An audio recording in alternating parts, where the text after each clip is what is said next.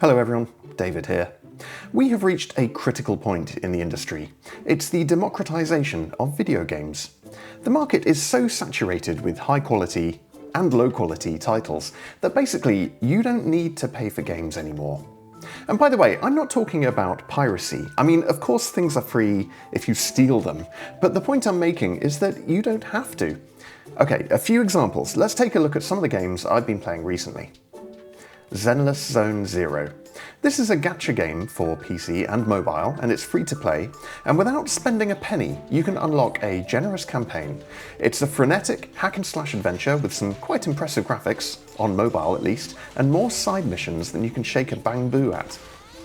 The First Descendant. A very accessible multiplayer looter shooter with a frankly bonkers plot, but more importantly, great gameplay.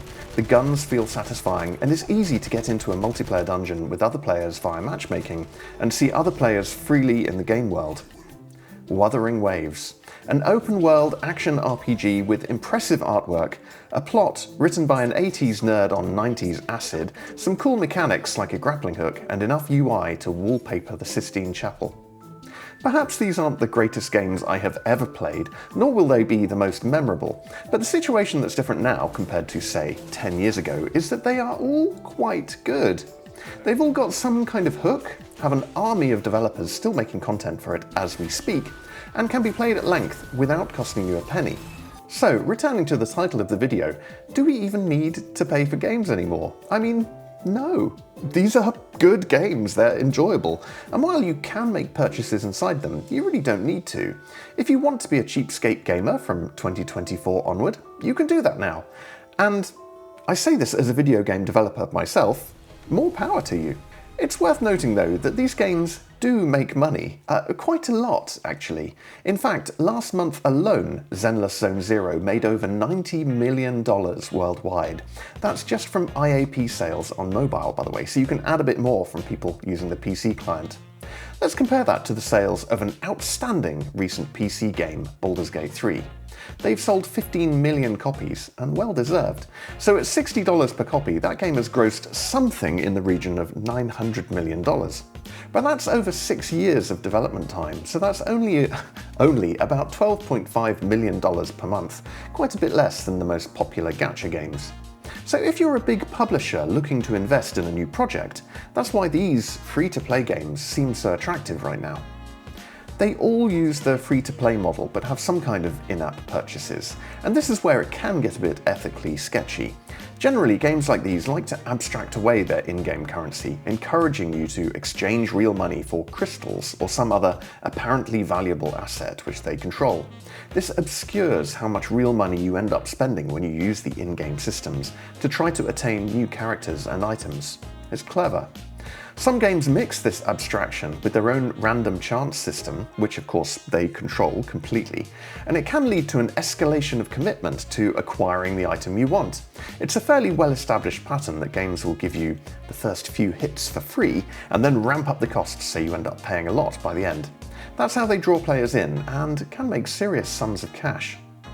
As an adult, I have a reasonable control of my spending, if you discount my crippling tech and chocolate addictions, but unfortunately children may also end up playing these games. While they're probably limited by the fact that they don't have a credit card to make purchases, I bet there have been a few instances where they've spent money they don't really have, either in their own accounts or in mum or dad's. I don't mean for this to sound like an attack on gacha games. The point is, if you want to play games for free, you can, because the service is effectively being funded by those players who do want to pay for it. In that sense, it's working out rather nicely. But what about non-gacha games? What if you want a game with a really tight plot, something that doesn't focus on character collecting or upgrading? You have to pay then, right? Well, still. Not really. The Epic Games Store gives away 1 or 2 free games every week. Sometimes they are shovelware, or free-to-play titles parading as full price. But other times, they are good. I got Grand Theft Auto 5 for free in my Epic Games library, and at Christmas last year they gave away Death Stranding. Not the Director's Cut edition, but still.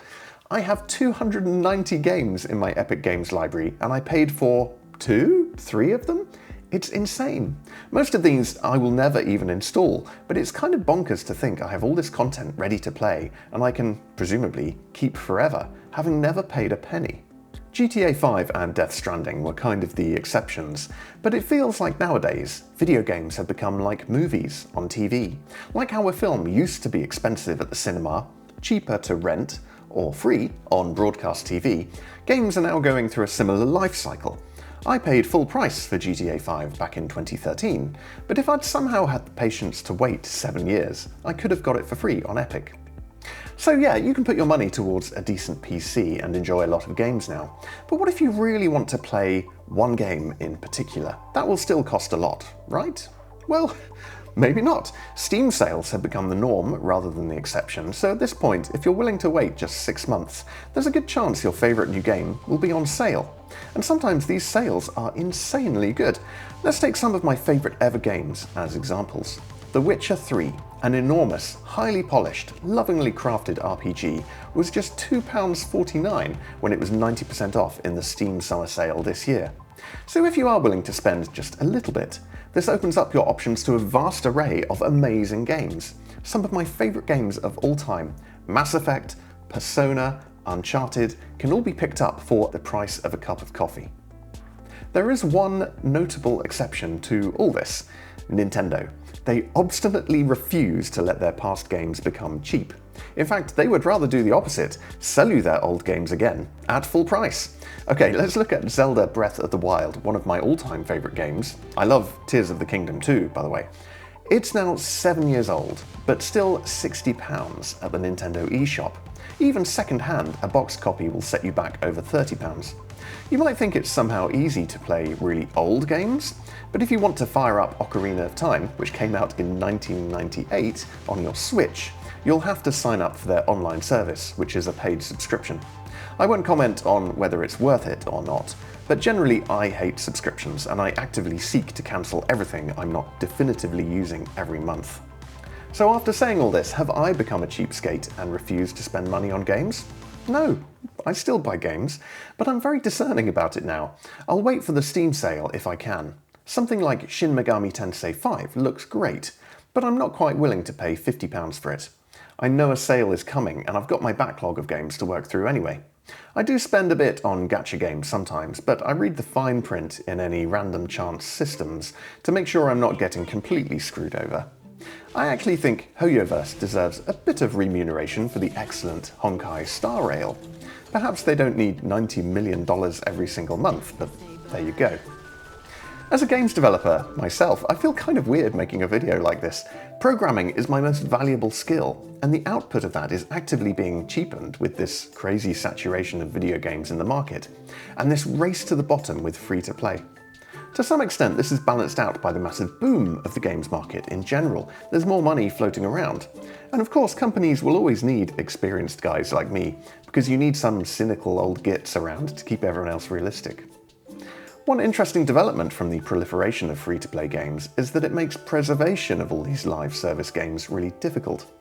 There's an initiative called Stop Killing Games, which is essentially a petition to the European government to attempt to get them to force developers to make their games playable even after the servers have been shut down. In general, I think this is a fantastic idea. However, I'm very aware of how difficult this will be for some games.